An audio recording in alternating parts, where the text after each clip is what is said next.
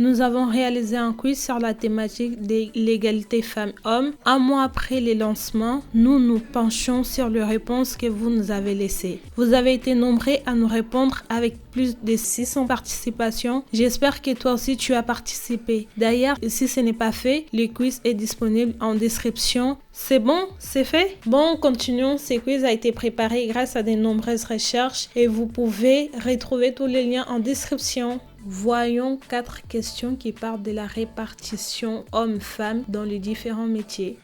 Quel est le type d'armée la plus féminisée? Les femmes représentent 15,5% des effectifs militaires français. Elles sont présentes dans toutes les spécialités et à tous les niveaux de garde de l'armée. L'armée de l'air décompte 30% des femmes selon une étude de 2015 et presque 60% dans les services de soins des armées. L'armée française est aujourd'hui l'une des plus féminisées du monde. En moyenne, combien les footballeuses françaises touchent comme salaire? Sur les 290 footballeuses en première division, seulement 161 joueuses ont un contrat amateur, ce qui leur permet d'être rémunérées, alors que le restant sont seulement à mi-temps, ce qui les oblige à trouver une autre activité pour subvenir à leurs besoins. En France, nous n'avons pas encore de ligue professionnelle pour la ligue féminine, ce qui fait que les femmes ont un salaire de 2494 € brut. Pour les joueurs de Ligue 1, le salaire est en moyenne 110 000 €. Les joueuses françaises sont donc rémunérées en moyenne 40 fois moins que les joueurs. Dans lequel de ces métiers, les hommes sont-ils minoritaires?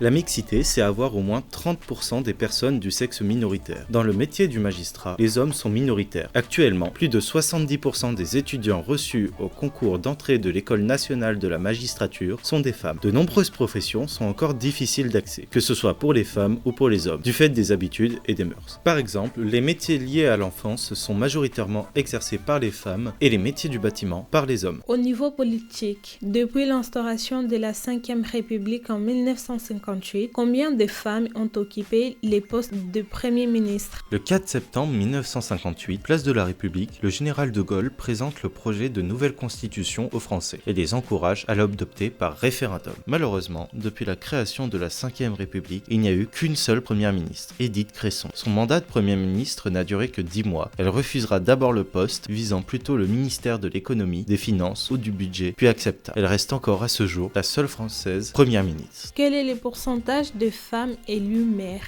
Après les élections municipales de 2020, la proportion de femmes parmi les maires augmente et atteint 19,8%, soit 1000 communes de plus par rapport à la fin du mandat précédent, ce qui représente 6858 communes. Le travail de maire est le plus paritaire au niveau du salaire, car il ne se mesure pas si vous êtes une femme, un homme, mais au nombre d'habitants de la commune, et ne demande pas de diplôme obligatoire, il faut juste être citoyen, citoyenne, avoir 18 ans et gagner la confiance des électeurs. Qui sont les plus diplômés? Les femmes sont en moyenne plus diplômées et font plus des études que les hommes, mais dans les filières en général plus féminisées et qui rémunèrent moins du fait qu'elles sont composées de femmes. Les salaires des femmes restent inférieurs à celui des hommes dans la majorité des métiers. En moyenne, les femmes gagnent en équivalent temps plein 18,5% de moins que les hommes. Dans le secteur du bâtiment, est-il possible pour une femme de trouver un contrat d'apprentissage? Les femmes représentent désormais 12% des effectifs salariés dans les entreprises du bâtiment. Même si ces métiers sont ouverts à tous et à toutes et visent la mixité, ils sont pas encore mixtes. De plus, les filières sont très sexuées, comme les lettres avec 70% de femmes ou encore dans les formations d'ingénieurs avec 73% d'hommes. N'hésite pas à lâcher un like si tu as aimé la vidéo. N'oublie pas de t'abonner et de nous suivre sur Facebook, Instagram pour ne rien manquer et à la prochaine.